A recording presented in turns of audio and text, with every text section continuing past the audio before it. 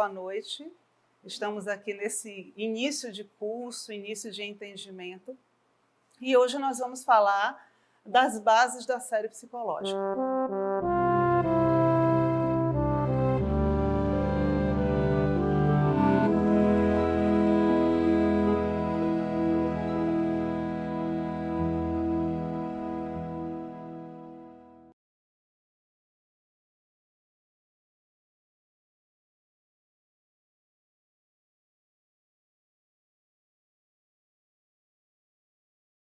É sempre muito interessante quando a gente começa a pensar no estudo da série psicológica, principalmente para quem não tem muito conhecimento. Na verdade, a maioria dos temas que nós vamos ver no decorrer desses 2 anos e meio às vezes, são novos para muitas pessoas. Então eu sempre digo assim, conceitualmente os termos são novos, mas na prática da nossa vivência a gente vai entender tudo. Né? Porque todos nós passamos por tudo isso que a mentora nos apresenta no decorrer do processo. Mas sempre quando a gente começa logo o curso, a gente gosta de apresentar para vocês a base do curso, né? Então, quando a gente pensa assim, que a mentora vai e traz uma série de livros, que ela vai chamar de série psicológica, o que essa série de fato tem? Né? Quando a gente vai pegando os livros para ler. Então, se a gente começa do primeiro livro, né, Jesus e a Atualidade, a gente vai pegando uma sequência de livros, na verdade, qual a intenção da mentora? Né? E às vezes a gente começa a ler aquilo e não vai entendendo mesmo o que está por trás, os termos, essas coisas todas. Mas eu sempre digo assim, a mentora, ela nos dá uma bússola. Né? Assim como o Evangelho de Jesus. Né? Quando a gente vai compreendendo o Evangelho, a gente vai percebendo que ali Jesus vai traçando para nós todo o direcionamento correto da nossa mudança, do nosso crescimento. A série psicológica faz a mesma coisa. Então, quando a gente vai destrinchando, e vocês vão ter a oportunidade de ver isso, porque a gente vai estudar a obra por inteiro, ela vai traçando tudo isso assim, passo a passo para a nossa mudança, né, para o nosso crescimento psicológico, para o nosso autodescobrimento. Então, a série psicológica, quando a gente pega toda ela e vai destrinchando isso, a gente vai perceber que ela tem bases. E todos os livros terminam trabalhando dentro dessas bases. Bem, então o que seriam essas bases? Então vamos pensar assim, na teoria junguiana, a gente costuma dizer, e a gente trabalha mitos, então a gente fala dos mitos, do mito do herói. Então na mitologia grega, quando a gente fala do mito do herói, a gente vai falar de toda uma trajetória do nascimento do herói à conquista, né, do tesouro, da coroa, seja lá o que for a jornada desse herói. Mas a tradução, né, na psicologia analítica é que a jornada heróica é a nossa vida. Todos nós fazemos uma jornada heróica a partir do momento que nós reencarnamos. Então, a partir do nosso nascimento até o nosso desencarne, tudo que a gente passa na vida é um processo, é um ato heróico. Porque nós temos uma função aqui, né? Ninguém nasce a passeio, ninguém veio aqui só para tirar férias. Então, todos nós temos as nossas conquistas a realizar, sendo que dentro de tudo isso tem uma conquista principal. Né? Então, se a gente pudesse dizer assim, nós todos temos uma missão, temos. Qual é a nossa missão? Encontrar o objetivo e o sentido da nossa vida. E isso é uma busca que não para, né? Então, claro que a gente pensa assim, mas em uma encarnação daria para fazer isso ou não? E aí a gente entende a bênção da reencarnação. Então, dentro desse processo, nós temos, não seria um passo a passo, mas a gente precisa compreender que a gente vai amadurecendo dentro da nossa caminhada. Então, é muito comum, por exemplo, a gente vai ouvir sempre isso nas nossas buscas pessoais, dizer assim, eu preciso aprender a amar. E quem não quer aprender a amar? Né? E às vezes a gente vai se dando conta, porque acontecem situações na nossa vida, próximas a nós, que a gente vai dizer, mas nossa, mas não é possível que eu ainda não sei amar como deveria. Mas às vezes o problema não está no fato de você perceber-se aquele que ainda não sabe amar. Às vezes o problema é que você está começando de trás para frente. Onde o processo, quando Jesus nos traz, ele diz assim, olha, amar a Deus sobre todas as coisas, ao teu próximo como a ti mesmo. E eu não posso amar quem eu não conheço. E esse é um ponto muito importante, que esse é a primeira base que a série psicológica nos traz. Aprender a se conhecer. Então, a gente precisa aprender a se conhecer. Eu preciso conhecer, perceber-me, saber quem sou. E, às vezes, isso a gente leva muito tempo fazendo, né? Só que a gente não tem uma escola formal que vai assim dizer a gente, olha, o passo a passo para que você se conheça é esse, é aquele. Não. Então, quando a gente vai destrinchando desse trabalho, a gente vai perceber que em muitos livros a mentora vai trazendo sempre uma opção de se conheça. Cada tema que ela traz para nós, ela vai trazer embutido ali essa proposta do autoconhecimento. Então, o que a gente vai se dando conta, né, no mundo que a gente vive hoje, com tudo o que está acontecendo hoje, é que se a gente não entrar de fato numa proposta real e profunda de autoconhecimento, nós vamos nos destruir. E isso a gente já está fazendo, né? De uma forma ou de outra, a gente já vem fazendo. Então, a série psicológica vai nos apresentar essa grande oportunidade. Se conheça, né? Conheça a si mesmo. Saiba quem você é. Perceba as suas qualidades e seus defeitos. Conheça os seus valores, conheça os seus limites. Se você começar a se conhecer e ser tolerante consigo mesmo, a probabilidade que você também consiga ser tolerante com o outro é muito grande. Então, parte da nossa dificuldade de lidar com as pessoas parte do princípio de que você não sabe lidar com as suas questões, com as suas dificuldades. Se eu não aceito em mim algumas questões, imagina se eu vou aceitar isso no outro. Aquele outro que ousa me mostrar um defeito que eu tenho e fico o tempo inteiro tentando esconder dos outros. Então, quando a gente fala em aprender a se conhecer, a gente está falando de um processo. E aí a mentora já começa dizendo para nós algo que a gente sabe, está percebendo porque a gente está vivendo na pele, né? O grande desafio contemporâneo para o homem é o seu autodescobrimento. Ela não está falando de descobrir o outro, ela fala de autodescobrimento, né? Então, nós hoje, homens e mulheres contemporâneos, temos um desafio imenso, né? Talvez se a gente pensar no processo da história do mundo, estamos vivendo hoje num período ímpar, porque nós avançamos demais em muitas questões da tecnologia, na ciência, mas também nos transformamos em uma sociedade altamente consumista e altamente destrutiva. E quando a gente está preso ao processo de consumo, a gente não tem tempo de perceber as nossas reais necessidades, porque a gente substitui as nossas reais necessidades por necessidades que são falsas. Então, esse é um grande desafio, que a mentora já vai começar no Homem Integral, que é o segundo livro, já dizendo assim, olha, o grande desafio contemporâneo para o homem é o seu autodescobrimento. E quando ela vai dizer isso, talvez ela esteja nos dizendo assim, olha, é com isso que você tem que se ocupar. Esse é o seu desafio. Se descubra. E aí a gente pensa na própria palavra. Quando a gente fala em autodescobrimento, você está dizendo que tem algo coberto, que precisa ser descoberto, né? E é isso que a gente precisa fazer, nos descobrir, porque nós estamos cobertos pelos nossos complexos, por toda a bagagem que a gente traz de tantas encarnações, e que a gente precisa ir percebendo de fato isso, e para isso a gente tem que se descobrir. Aí ela continua, não apenas identificação das suas necessidades, mas principalmente da sua realidade emocional, das suas aspirações legítimas e reações diante das ocorrências do cotidiano, né? Então, é uma característica muito bonita do trabalho da série psicológica, é que a mentora nos traz o tempo inteiro para o agora, para a nossa vida, para a nossa prática, para a nossa reencarnação, né? Todo o tempo na série psicológica a gente vai trabalhar o que nós estamos passando agora.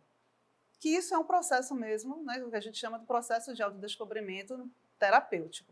Então ela vai dizer assim, olha, você não tem apenas que identificar quais são as suas necessidades. Até porque quando a gente pensa em necessidade, quando a gente fala do ego, a gente sabe que o tempo inteiro a gente quer alguma coisa, né? O tempo todo. Estamos aqui agora, mas estamos querendo um monte de coisa. Eu, por exemplo, queria que a sala tivesse mais ar-condicionado, porque eu estou morrendo de calor, né?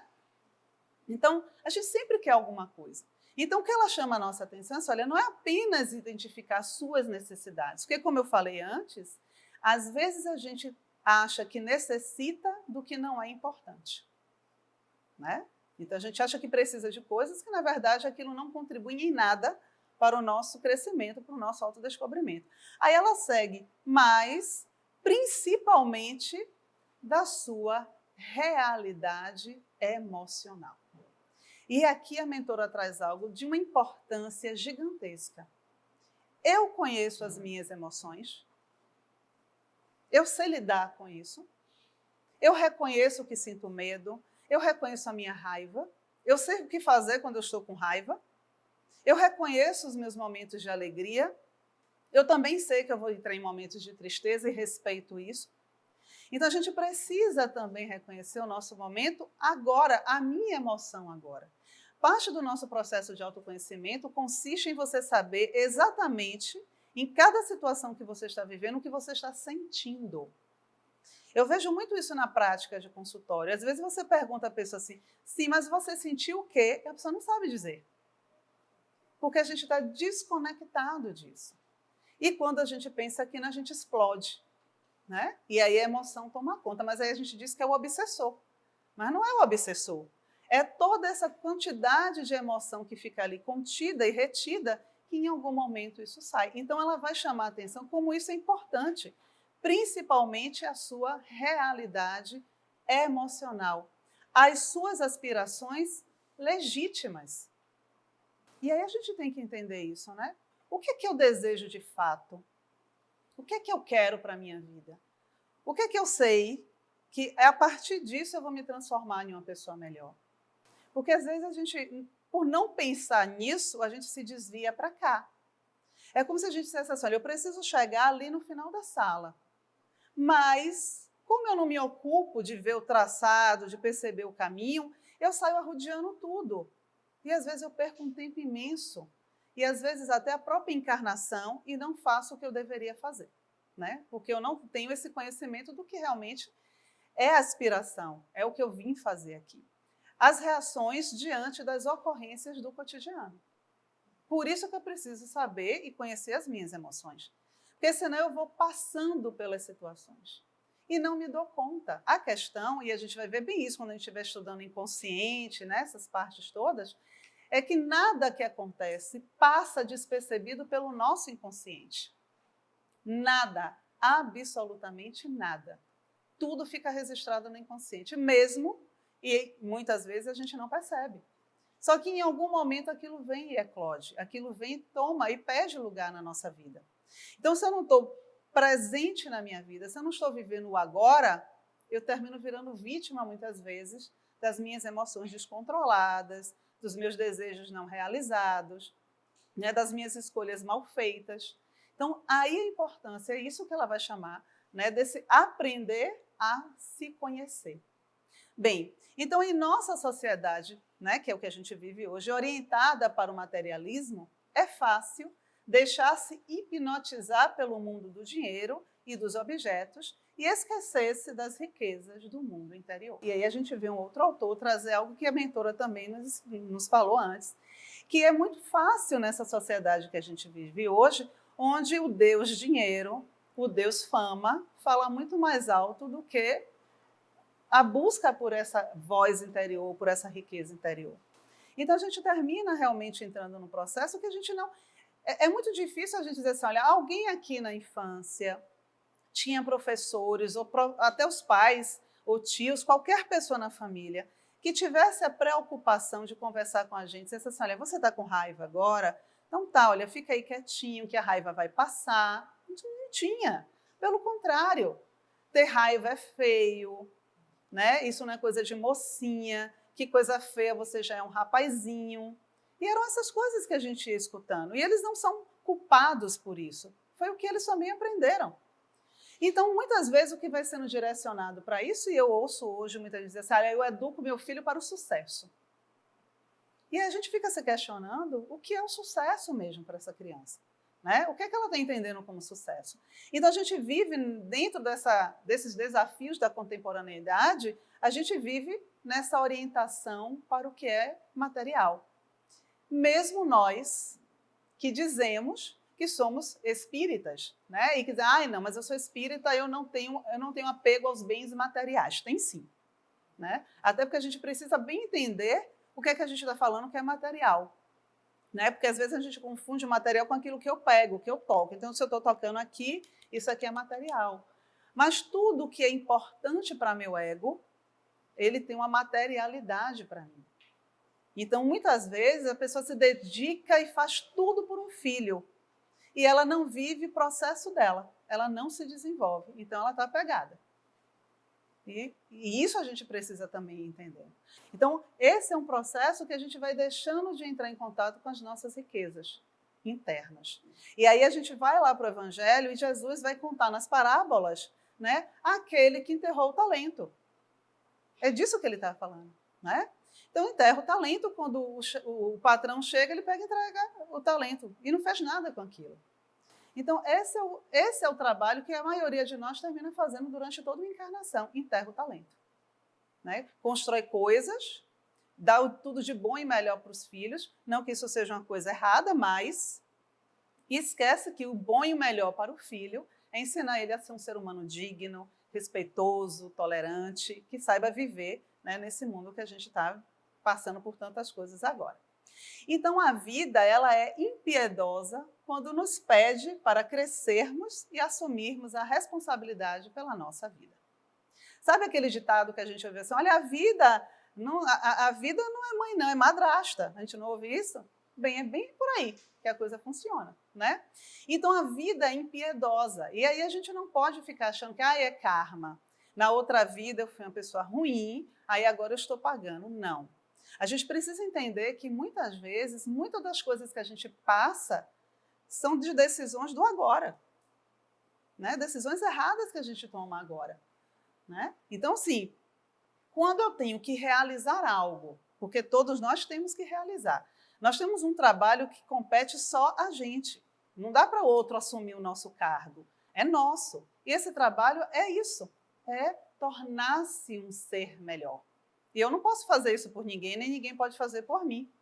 Então, a vida se torna impiedosa, e Jung tem uma frase que ele diz assim, aquilo que você não torna consciente vira destino. E é mais ou menos isso aqui. Aquilo que você não trabalha vai aparecer na sua vida. E aí a vida realmente é impiedosa quando ela está pedindo o tempo inteiro que você cresça e assuma a sua responsabilidade e você não faz. Então aí você encontra problema atrás de problema, né? Troca de marido é a mesma coisa, troca de mulher é a mesma coisa, troca de emprego é a mesma coisa, todos os amigos são ruins, são iguais. Na verdade, é porque tem algo ali que a gente precisa descobrir e a gente não está descobrindo. E eu estou procurando no outro algo que está em mim, porque sempre está. É uma coisa que eu sempre digo assim, quando a gente começa a estudar a série, a gente vai entrando nesse mundo, né, que é tão nosso, tem uma coisa que a gente perde logo no começo, é a capacidade de culpar os outros. A gente vai entendendo bem rápido que assim, não é o outro, é sempre a gente.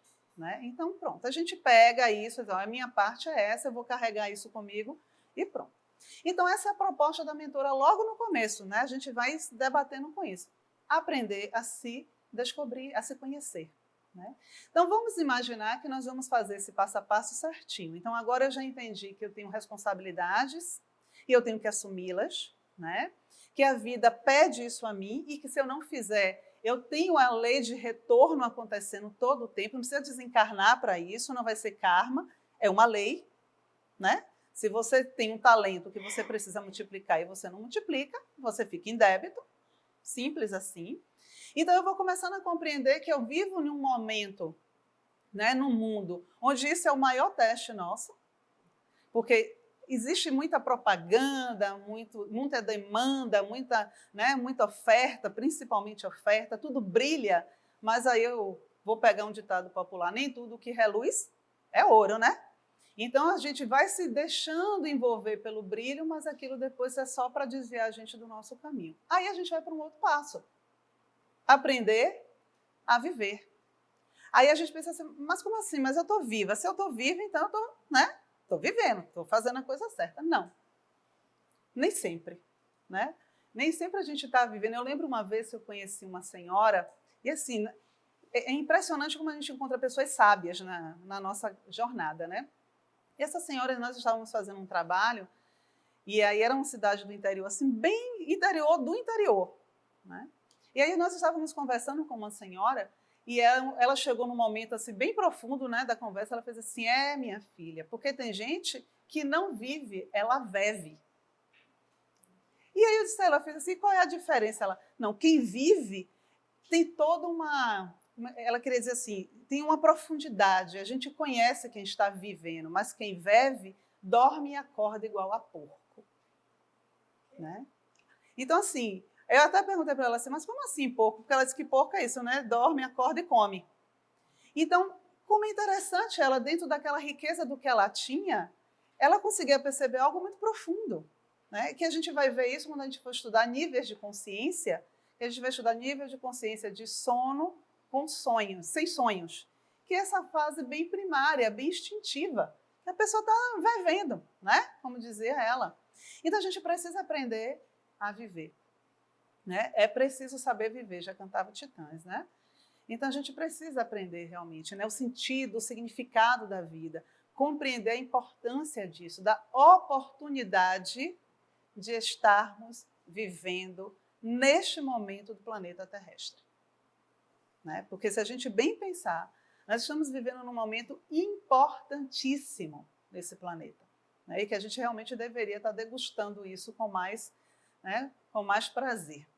Aí a mentora vai também no Homem Integral, ela vai dizer o quê? O homem deve ser educado para conviver consigo próprio, com a sua solidão, com os seus momentâneos limites e ansiedades, administrando-os em proveito pessoal, de modo a poder compartilhar emoções e reparti-las. E aí a gente vê a proposta dela, né? Nós precisamos ser educados para conviver conosco. Porque se eu não sei viver comigo, eu não vivo com ninguém. A gente vai só criando substitutos. Mas eu preciso aprender a lidar com a minha solidão, com os meus momentos onde eu chego no meu limite, porque eu preciso conhecer o meu limite. Porque se eu não conheço o meu limite, eu nunca vou ultrapassá-lo. Eu vou ficar ali parada na vida o tempo inteiro. Então, a proposta do aprender a viver é principalmente aprender a viver com você. Com quem você está no momento, né? No sentido de estado de alma. Para que eu possa ir adiante. Então, a partir do momento que eu me proponho a me conhecer, eu vou me aprofundando nessa pessoa que sou e vou aprendendo a viver com ela. É como se a gente encarnasse depois de estar encarnado. Né? É mais ou menos isso, a sensação que a gente tem. Então, eu vou começar a viver comigo para que eu possa, de fato, viver com o outro. Mas é viver no sentido real da palavra, né? De conviver profundamente, de estar com o outro, de ouvir o outro, de perceber o outro, de me ouvir. A gente tem sempre uma dificuldade muito grande nas relações porque as pessoas não se escutam. Né? Elas não se escutam. Então, você está falando, o outro está pensando em alguma outra coisa. Então, claro que ele não tem como ouvir totalmente o que você falou. Aí a gente fala assim, a gente precisa desenvolver empatia. Empatia é uma palavra linda. Mas se eu não escuto o outro, eu nunca vou ser empático a ele. Porque ele falou, eu ouvi palavras, mas o sentimento do que ele disse, eu não peguei. Principalmente, e aí ela traz isso, para que eu possa entrar em contato com as minhas emoções e reparti-las. A importância, de novo, da gente conhecer as nossas emoções. Então, a partir do momento que o outro me diz algo, não são só palavras. Eu sinto. Claro que não como ele sente, porque a gente não está no outro. Mas eu preciso trazer para mim. Então, se eu não conheço as minhas emoções, eu vou julgar o comportamento do outro. Né? Porque assim, o outro fez algo, eu jamais faria. Faria. E às vezes faria até pior. Né? Então, quando eu me conheço, eu sou capaz de ouvir aquilo e dizer assim, bem, eu não faria, mas eu entendo por que é que o outro fez. Eu entendo porque eu também tenho dificuldades em outras coisas, que eu também não sei lidar, porque eu conheço os meus limites. Então, viver, o aprender a viver, é aprender a entrar nessa profundidade que nós somos, para que a gente possa dar sentido à nossa vida, porque senão ela fica totalmente sem sentido. Importante nesse aprendizado é continuar questionando quem se é, além dos papéis exercidos socialmente e de toda a história pessoal conhecida. Se me vejo apenas como um espectador passivo e não como protagonista da marcha existencial, provavelmente estou muito distante do aprendizado profundo da vida, né? Então, dentro do nosso aprendizado do viver, eu preciso me perguntar todos os dias quem eu sou. Porque o ideal é que a gente se perceba mudando sempre. É importante que eu me veja agora como aquela pessoa que gosto disso, penso nisso, mas que daqui a um tempo eu esteja fazendo outras coisas e pensando também diferente. Não é que eu vou ficar mudando toda hora, a questão é assim, esse pensamento é amadurecido. Porque se eu sou a mesma de 10 anos atrás, tem alguma coisa errada comigo. Muito errada. Se eu estou pensando igual a todo mundo, tem alguma coisa bem errada, né? Então, se eu não me conheço, eu vou pegar qualquer coisa que me dê, é isso, que ótimo, né? Não dá trabalho, não precisa pensar, já disseram que isso aqui é o bom, é o certo, mas o processo não é esse. Parte justamente que se eu estou aprendendo a viver, eu tenho que entrar no profundo disso. E eu preciso me perguntar todos os dias quem eu sou, além dos papéis que eu exerço. Eu sou médica, e sem o papel de médica, quem eu sou? Eu sou mãe, e sem o papel de mãe, quem eu sou? Porque todos nós, quando nascemos, nós éramos o quê? Um simples bebê. Não tinha ali nenhum rótulo ainda, a não ser o que logo depois a gente ganha, que é filho de. Mas naquele momento, se alguém te abandona e você fica ali só, você não tem nenhum rótulo. Então, quem é esse original que eu sou? Né? Sem todos esses papéis que a gente vai assumindo durante toda a vida. Se eu não descubro isso, e se eu estou apegada a um desses papéis, tem algo que está me afastando da vida. Né? Porque estar presa nos papéis também tem ganhos para a gente. Às vezes é muito fácil você estar em um papel que está ali sempre te dando, né, fama, conhecimento, dinheiro, seja lá o que for. Então, dentro da proposta do aprendizado, da vida, né, de viver, eu preciso realmente me perguntar sempre quem sou, além dos papéis que eu assumo, além, né, de tudo aquilo que está sendo rotulado para mim. Bem, então, para vivermos uma vida mais abundante, somos obrigados a compreender os limites dentro dos quais fomos criados. E aí a gente vai de novo para o Evangelho, né? A lei da vida é uma lei de abundância. Eu te trago vida e vida em abundância, né? Então, quando o James Hollis traz aqui, ele vai de novo, ele traz a lei para a gente. Então, para vivermos essa vida em abundância, isso que já foi dado para nós, confirmado para nós, é preciso, né, que eu olhe, que eu me perceba obrigada a compreender os limites que eu fui criada. E aí, Jung, né, Carl Gustav Jung vai dizer assim, é preciso se diferenciar. O que é diferenciar-se? Eu preciso chegar em um determinado momento, encontro o meu limite, pare e digo assim, ok, isso aqui foi bom para mim até agora, mas para eu continuar caminhando, eu preciso deixar essas coisas para seguir adiante. E aqui, meus amigos, é que a coisa fica difícil às vezes, porque a pessoa não quer perder nada, né? Ela quer ir com a bagagem completa. Mas se a gente está em uma escalada, para subir uma montanha, não dá para subir com muita mala, né? Vai ter que abrir mão de muitas coisas. Então, se eu não me dou conta de que muitas das coisas que a gente aprendeu na família, na sociedade que a gente vive, em todos os ambientes que nós estamos, elas muitas vezes não servem para o nosso crescimento. Elas serviam até um determinado ponto. Então, quantas coisas nós aprendemos quando criança que depois a gente vai assim, não, gente, mas isso não faz nenhum sentido, né? Coisa simples às vezes, não pode beber água e comer já que beber água, né? E aí, gente, o que é que acontece? Não acontece nada, absolutamente nada, né? Mas a gente fica, às vezes, limitadíssimo a isso. E aí eu tenho uma paciente que ela tem síndrome de pânico e todas essas coisas que ela ouviu a vida inteira são presentes na vida dela até hoje. E aí a gente vê a gravidade disso quando a pessoa não se liberta. Porque ela tem um hábito, assim, ela sempre acha que não pode lavar a cabeça.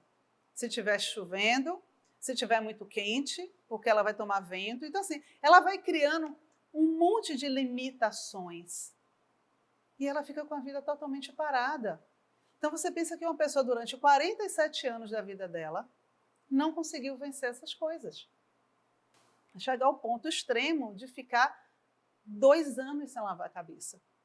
2 anos. Né? E que a gente faz assim, nossa, gente, mas às vezes a gente fica 2 anos preso em outra coisa. Né? A vida inteira presa em outra coisa. Né? E acha que não tem síndrome de pânico. Né? Quer dizer, não tem síndrome de pânico, tem outra coisa. Então, por isso que é importante que a gente entenda isso. A vida é regida por uma lei de abundância. Tudo está disponível para a gente. Absolutamente tudo. A gente é que pega uma migalha daquilo e fala assim, é isso que eu quero. E isso não é viver. Isso é sobreviver. Né? É como se a gente estivesse ali, perdido em alto mar, naquele desespero, a primeira coisa que passar a gente agarra porque a gente tem que sobreviver. E aí a gente vai sendo levado pelo mar, vai. Só que a gente está aqui e a terra firme está ali. Mas eu estou com medo de largar a minha boia. E aí eu fico aqui. E perco às vezes, né? Porque pode vir uma onda terrível e me jogar para bem longe. Então, essa também é parte dessa proposta. Aprender a se conhecer para que eu possa viver e viver em abundância. Aí vem o outro ponto. Bem, agora a gente já aprendeu, né? Pense que a gente está fazendo isso no processo todo. Então, a gente vai aprender a se conhecer, aprender a viver. Aí, a mentora propõe o quê? Agora você vai aprender a ser. Aí você fala assim, mas como assim? Eu não já aprendi a me conhecer? Sim. Mas agora é a prática. Agora você vai aprender a ser. Dá para entender a diferença, né? Porque eu aprendi a me conhecer, aprendi a viver, agora eu junto essas duas coisas e agora eu vou ser. Eu vou agir no mundo. Eu vou começar a atuar no mundo. Bem, aí agora eu começo com o Rolomei, ele vai dizer o quê? Ele, de novo, faz uma análise da sociedade, né? Porque não dá para a gente não trazer para a nossa realidade. Quando a sociedade contemporânea, nesta fase de reversão de padrões e valores, não consegue dar-nos uma nítida visão do que somos e do que devemos ser, somos convidados a indagar. Será que não passou despercebido algum importante manancial de força e orientação?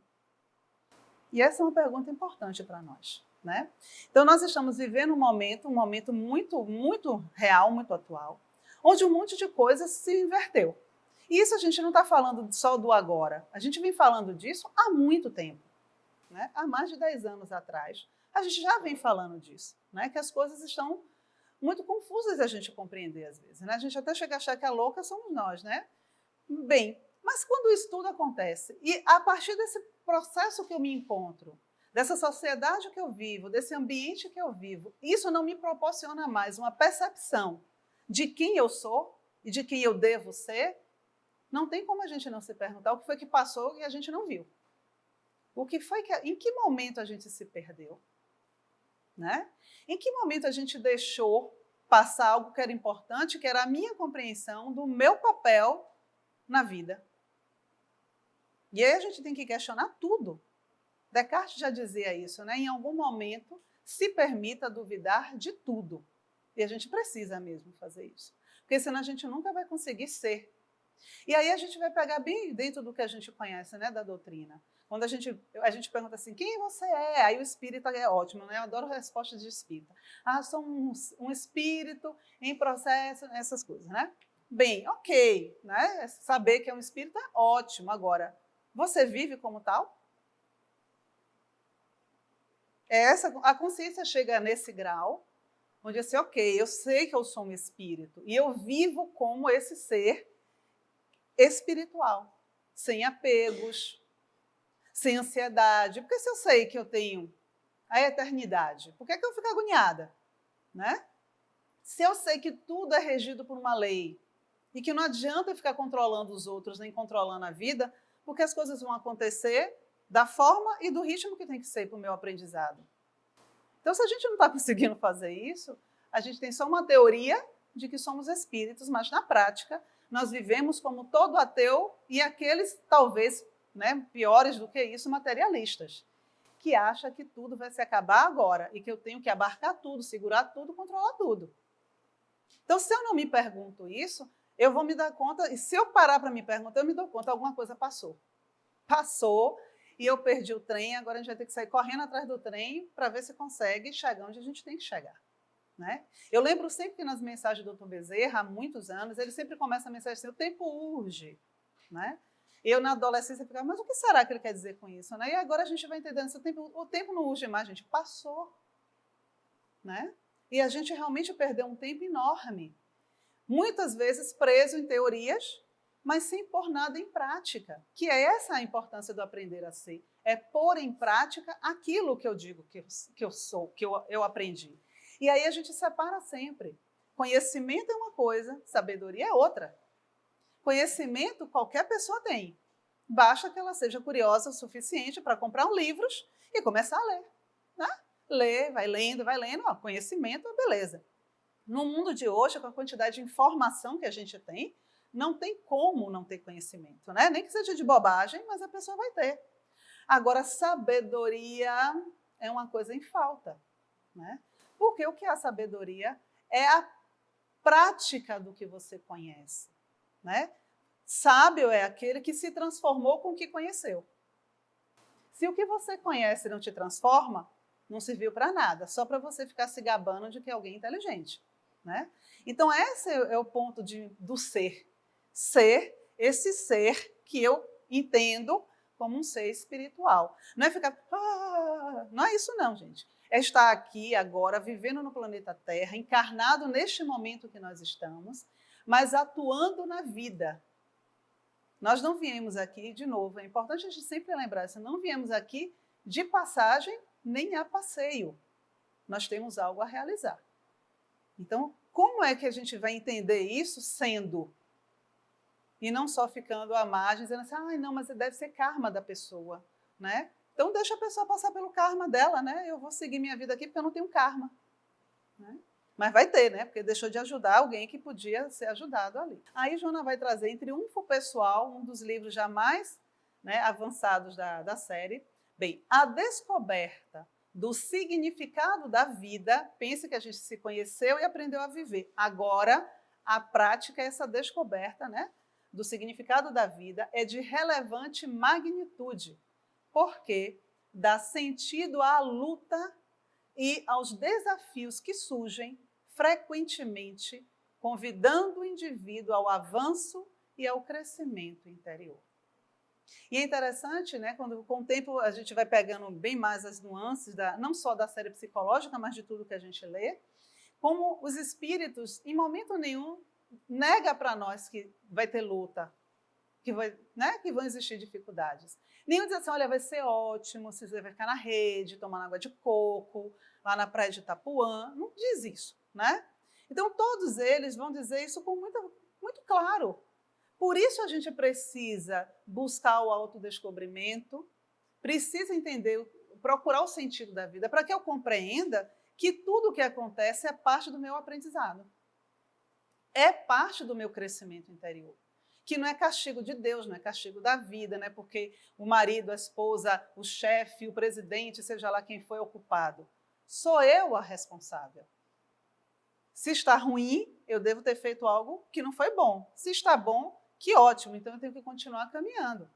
Então, o que a mentora vai trazendo para nós, esses desafios vão existir todo o tempo.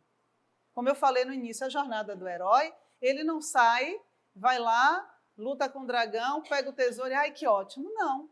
Lembrem dos filmes de heróis que a gente assiste, né? Assistiu na infância. Normalmente eles acabam, conquistam aquilo e vai para uma nova batalha.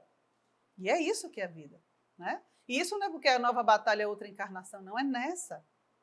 Porque a gente está sempre nesse processo. Então, encontrar esse sentido e compreender que tudo o que acontece é, de fato, para o nosso avanço. Então, a educação, a psicoterapia, a metodologia da convivência humana devem estruturar-se em uma consciência de ser antes de ter, de ser ao invés de poder, de ser, embora sem a preocupação de parecer. E é interessante e muito profundo isso que a mentora nos traz. Né? Porque o que ela vai chamar a atenção é assim, olha, a educação. E aí a educação ela vai englobar tudo, a educação em casa, a educação, né, da escola, A psicoterapia, então, dentro do trabalho terapêutico, e esse é um dos motivos porque ela abraça muito a linha humanista, a linha junguiana, porque a gente trabalha dentro desse princípio, a metodologia da convivência, e isso engloba também a relação religiosa e tudo mais, precisa estar estruturando o homem todo o tempo para o ser, e não para o ter. E aí a gente vê a falha, às vezes, já dentro de casa. Quando eu não tenho... porque eu trabalho o dia todo, eu chego em casa todo dia e levo um presente para o meu filho. E ele aprende a trocar afeto por coisas. É assim que ele vai entender, né? Então, ela já vai dizendo assim, olha, precisa que eu desenvolva e que eu estruture o ser para uma consciência de ser antes de ter. De ser ao invés de poder, né? Então, de ser antes de ter, de ser antes de poder do anseio mesmo, da negação total, às vezes, do amor, né? Da ânsia de poder, da ânsia de estar à frente, da ânsia do sucesso, da ânsia do controle.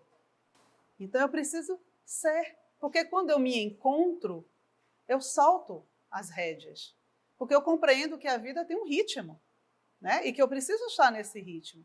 Mas aí ela traz algo que, para mim, é de uma atualidade gigantesca, né? Quando ela vai ser de ser, embora sem a preocupação de parecer. E aí é interessante, porque por volta de 1964, eu não me lembro bem o ano, eu vou trazer isso com mais precisão, né? Há um pensador que ele começa a dizer assim, na verdade ele previu o Facebook, né? E o Debout, quando ele vai dizer assim, olha, vai chegar um momento em que as pessoas vão estar satisfeitas não em ter, mas em parecer que tem. E é bem o que a gente vive hoje, né? É de uma atualidade que é o que ela vai trazer aqui. A gente precisa se preocupar em ser, embora sem a preocupação de parecer que tem, ou de parecer que se é, né? Então a gente se conforma, é tão estranho isso, quando você se conforma em convencer o outro de que você é algo que você não é, que você tem algo que você não tem. Mas isso está bom, se o outro acreditar, já está ótimo. Eu não preciso acreditar que eu sou uma boa pessoa, mas eu vou me fazer de tudo para convencer ele de que eu sou. Se ele acreditar, me satisfaz. Mas como é que você convive com isso? E lá na frente? Né? O que é que a gente vai encontrar lá na frente, de fato? Então, dentro dessa proposta do ser, a gente vai passar a abrir mão de tudo isso. Do ter, do poder e do parecer. Porque tudo que se quer é a pessoa real, né? Quando João vai dizer que Deus é amor, quando ele vai resumir para ele o que é Deus, né? Que ele diz Deus é amor. Eu sempre gosto de lembrar da mitologia grega, quando fala de Afrodite, da deusa do amor. Porque a deusa do amor, ela era, sim, muito simples, né? Então, assim, todo mundo dizia que ela era exigente, mas ela não era exigente. Simplesmente ela queria tudo. Ela não aceitava que o outro não viesse por inteiro, porque isso é o amor, né? Então, o amor é isso, é tudo. Então, como é que eu vou caminhar para aprender a amar, que é a nossa proposta real, se eu não abro mão? Se eu quero parecer, se eu quero enganar o outro, se eu quero me enganar. E aí a gente termina tendo relações falsas o tempo inteiro, porque eu finjo que sou, o outro finge que é, eu finjo que acredito e ele finge que acredita também. Olha que maravilha, gente, né? Sim, uma relação super profunda, né? Bem, aí o James Hollis vai dizer o quê? A verdade é simplesmente que aquilo que devemos saber virá de dentro de nós. Simples assim. Se eu entender isso, eu estou no caminho certo do ser. Né? Porque eu não vou estar procurando fora, eu não vou estar procurando no guru, eu não vou estar procurando no médium, no padre. Eu vou entender que isso já existe porque a lei de Deus está na consciência. Né? A gente procura fora, mas não está fora, nunca esteve, está dentro. Né? Quando a gente conseguir entender que a gente tem que procurar tudo isso dentro, porque já existe, e aí a gente vai ver bem isso quando a gente estiver estudando o arquétipo, estudando inconsciente, a gente vai destrinchando isso com mais profundidade. Aí, bem, a gente aprendeu a se conhecer, aprendeu a viver, agora a gente entendeu, né, o que vem a ser o aprender a ser, E aí vem o grande aprendizado. Aprender a amar. Né? E isso aqui é o que a gente precisa fazer, né? O que é que Jesus disse? Que nós nos reconheceríamos por muito nos amarmos. Difícil, né, gente? Então, o negócio está complicado. Mas a gente está num caminho, a gente tem que tentar, né? É isso que a gente tem que fazer, tem que tentar. Bem, aí Joana, em Garimpo de Amor, vai trazer o seguinte: é necessário aprender-se a amar, porquanto o amor também se aprende. Importante isso. Não é uma frase pequena, mas extremamente clara e profunda. É preciso, é necessário aprender a amar. Quando ela diz isso, ela está dizendo o quê? Que nós não sabemos. Né? Não sabemos. E não é vergonhoso assumir isso. Pelo contrário, é grande você assumir isso. Olha, eu não sei amar ainda. Não no sentido imenso dessa palavra. Né? A gente, claro que a gente ama, né? De um jeito nosso, ainda muito, né? Muito primário. Mas a gente precisa aprender a amar no sentido maior. E eu preciso me propor a fazer isso. Né? E aí é só aprender. Então, tudo aquilo que eu não sei e eu quero saber, eu tenho que me empenhar para aprender. Aí, em Amor, Imbatível Amor, o que é que ela diz? Na causalidade dos distúrbios psicológicos, sempre se encontrará o amor ausente como responsável. E aí, gente, é algo impressionante. Quando a gente começa a adentrar no processo psicológico, né, e a gente vai trabalhar a depressão, a ansiedade, isso falando dos mais leves, né? Até os problemas mais sérios de desvio de personalidade, tudo, sempre por trás tem uma ausência do amor. Sempre. Né? Então, como ele é o bálsamo de fato. Né? E aí eu volto sempre para Jesus. Ele disse isso a gente desde o início. Se você pegar todo o evangelho e resumir, vai dar em uma palavra: amar. Então, essa é a solução de todos os nossos problemas. Como a gente ainda não sabe fazer isso, a gente tem que fazer todo um caminho até chegar nesse aqui. Mas é impressionante, olha que quem está trazendo isso não é um psiquiatra nem um psicólogo, é a própria Joana. Então, na prática terapêutica, é sempre o que acontece. Então, quando a gente vai destrinchando, a gente vai percebendo que, às vezes, a pessoa tem um determinado temperamento porque ela se sentia mal amada pela mãe, porque ela não se sente amada pelo... Então, sempre o amor é tema. Sempre, sempre. Por mais que a pessoa chegue no consultório e diga: meu problema é com meu chefe no trabalho, você vai mexer ali, você vai encontrar ali alguém que teve problema com o pai, que se sentia humilhada pelo pai, não se sentia amada pelo pai, está projetando aquilo no chefe. Pronto. Qual é o problema? Amor. A gente vai sempre chegar nele. Bem, então o amor, e aí de novo com Joana, em Garimpo de Amor, aí ela vai trazer algo que Jesus já tinha dito a gente também, né? O amor que se deve oferecer ao próximo é consequência natural do amor que se reserva a si mesmo, sem cuja presença muito difícil será a realização plena do objetivo da afetividade. Né? Então, compreender isso é de uma importância imensa, porque eu não tenho como amar o outro mais do que eu amo a mim mesma, porque isso não é amor. Não é. Vai se transformar em alguma outra coisa, em doença, em posse, em codependência, mas não é amor. Porque se eu não consigo me amar, eu vou permitir que tudo mais aconteça na minha vida. E a gente vê hoje, quantas situações hoje a gente vê nos relacionamentos? Situações muito graves e que, na verdade, a gente não compreende porque as pessoas ficam naquelas relações, mas quando você vai ver o problema, tem uma questão de autodesamor. Quando a pessoa não se ama, é claro que ela vai permitir que situações de desamor aconteçam com ela, né? Porque ela não tem a dimensão do que é esse amor, que ela merece e que ela deve viver. Então, às vezes, a pessoa diz: eu te amo mais do que a mim mesmo, corra. Se alguém te disser isso, gente, corra, tá? Deixa a pessoa lá e sai correndo, porque isso está fadado ao insucesso.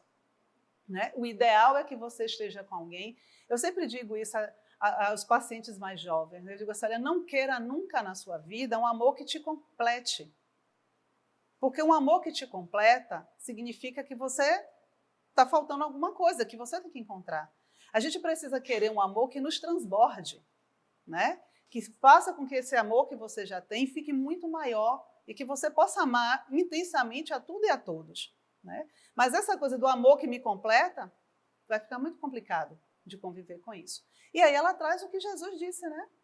ama o próximo como a ti mesmo. Então, o amor que eu vou oferecer ao outro é uma consequência natural do amor que eu tenho por mim, de tudo que eu faço por mim. Porque senão a gente não vai conseguir realmente aprender a dinâmica desse amor. Senão o nosso amor fica seletivo. E quando a gente fala de amor, a gente está falando de amar a todos, sem condições, sem discriminação. Amar. E é esse o exercício que a gente precisa desenvolver. É amar. Amar simplesmente porque o outro existe. Porque é um ser vivo. Né? E a gente prova que a gente está muito, muito atrás desse processo quando a gente está destruindo a natureza desse jeito. Né? A gente não consegue se ver parte do processo do ecossistema. Quer dizer, eu não faço parte disso. Né? E aí a gente vai entrando no processo de domínio. Aí a gente volta para aquela frase, né?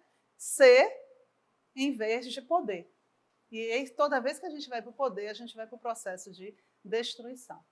Então, o ser humano é o protótipo máximo do processo evolutivo até o momento, cabendo-lhe descortinar horizontes grandiosos e avançar com decisão para conquistá-los. E é muito intenso e profundo isso que a mentora traz, porque nós somos o máximo da evolução no planeta.